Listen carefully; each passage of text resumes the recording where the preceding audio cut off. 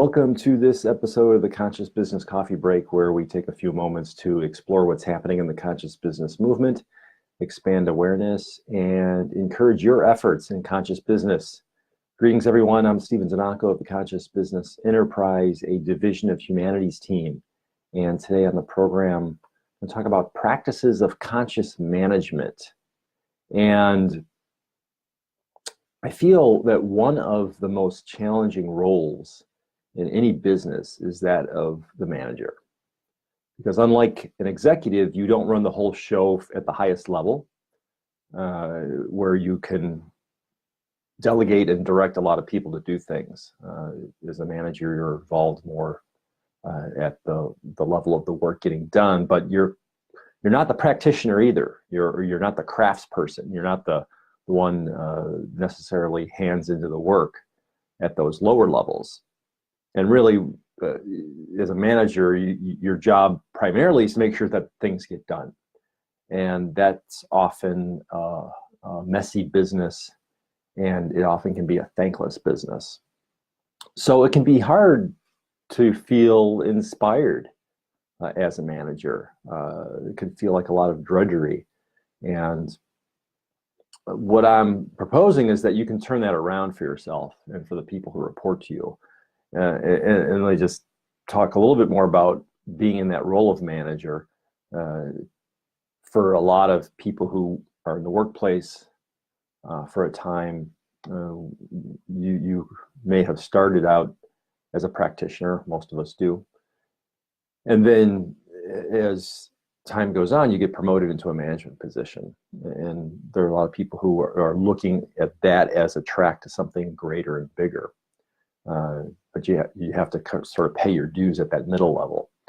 And I think it's the same for entrepreneurs too. It's that as an entrepreneur, when you decide to go into business for yourself, a lot of what you do is manage your business.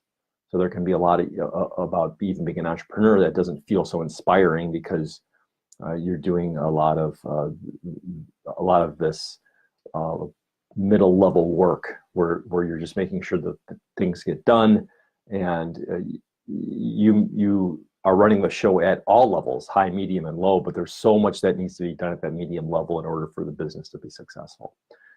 And I think that's also why we have so many managers in business. You can argue that there are too many, but that's a talk for another day. So, but what I'm proposing is you can turn around that feeling of not being inspired if you're in a management position. And you can also turn that around for the people who report to you if they're struggling with being and feeling engaged and really connected to their work.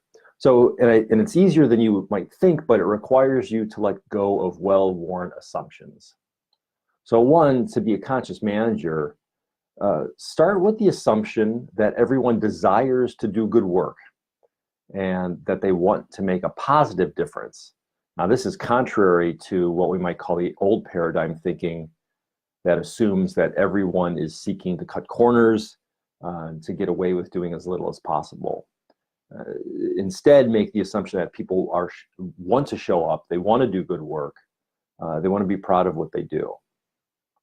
So consider that if we treated everyone in alignment with assuming that they desire to do good work, how that would impact our interactions, our relationship, and our leadership of all people, including those few outliers who don't have the best intentions.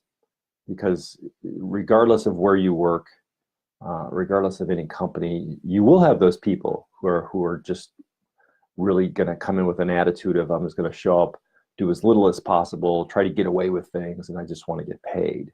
Now, if you through your own showing up can shift their consciousness, you know you've really done some great work, and it absolutely is possible. So the key is to show up yourself. And if you show up for your role as manager, and if you, more importantly, show up for the people who are working for you, they will show up for you. And I've experienced this firsthand in my own career. So my suggestion is to know the boundaries of your work. know the rules, know the guidelines, if you want to call them that, and then know them really well, and then find generative ways to go beyond them. Find creative ways to break the rules. Find creative ways to understand where you can be creative and where you can be generative. And by generative, I mean doing what's best for everyone, including the business. So expand your agency, as it were. Be creative with your job. Look at your job as manager as more than just something about getting things done, and look at it, kind of shift your thinking, and perhaps look at it as a blank canvas, and see it from a different perspective, and use your right brain to do a job that often is going to demand, and it has the appearance of demanding kind of a more of a logical approach. Getting things done is very linear, but if you can take a different perspective and say, well, actually, this job gives me the opportunity to be fully creative, how would I take that agency? So a couple examples from my own experience was, as a manager, I understood the boundaries and the rules, and then I would feel into every situation. So this is where I feel a management role creates the trap of being dull and thankless, is where we just stick to the rules no matter what, and we don't look for generative ways to go beyond them. Now, the rules exist for a reason. However, every situation is different, and particularly when we're talking about people, right? Because every person's situation is different. I've talked before on the program about how, as a manager, I had an employee who needed extra sick days to find a new babysitter for her daughter, and she had used all her sick days, so I could have denied that, but instead I felt that this woman had a very personal, serious situation. I granted her some extra time off, and as a result, the story ends with her actually remaining with the company, doing a better job as time went on, and which would have been much different from had I fired her and would scramble to find a new person, and there was no guarantee that the next person I found would have done the job as well in the long run. Another example is time I would spend coaching employees. I had one person who worked for me in a job where he was ready to move on.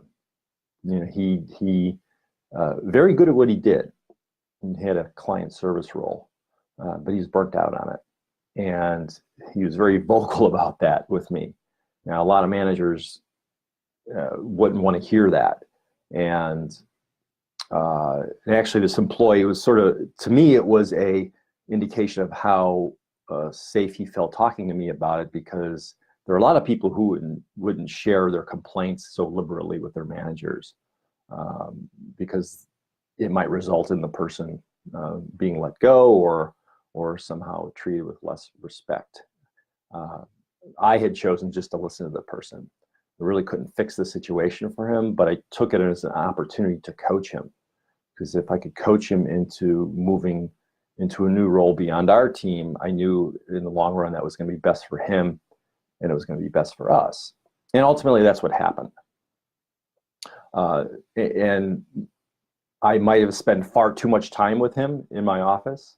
This is where knowing the boundaries is helpful. I might have spent more time with him than with other employees, but in the long run, it worked out for the best. And this is what we need to have faith in, that if we're doing generative work in our roles as managers, that ultimately it will be for the best for everyone, including the business. And then a more kind of mundane example of knowing the rules and breaking them is remodeling the office. It was in a private bank situation where the office space was just beat up. We had broken furniture, and we had scratches all over conference room tables and such. And if I was looking at it from the client perspective, why would I want to do business with this bank that can't even kind of do basic housekeeping and make it look nice. So I had no budget for this. It really didn't have any good way to get the work done, or any abundant way to engage such resources. But I took a chance and I said, you know what, let me somehow find a way to pay for some craftspeople to come in and just fix everything up, which I did. And as a result, it not only made an impression on the clients in a positive way, but the employees felt lighter too, because they felt like they were in a workplace that had been given some care and attention, and they actually enjoyed working in the space. So it had that side benefit, which I wasn't even expecting. So the moral to all this is that if you're obsessed with following the rules, remember, nobody ever complied their way to greatness. So I want to leave you with that to think about, and encourage you, if you are in a management position, to just do it consciously. And this is really all what it comes down to, is if we're doing our work consciously and we're doing it from a relational perspective, rather than a transactional perspective, it causes us to think differently about how to do the job and how to do it better and how to do it for the benefit of everyone involved, the business, the employees, even stakeholders, customers, and so forth. So that's Conscious Business Coffee Break for today. We will see you again on Friday at 9 a.m. U.S. Central Time for another edition. Have a great day, everyone.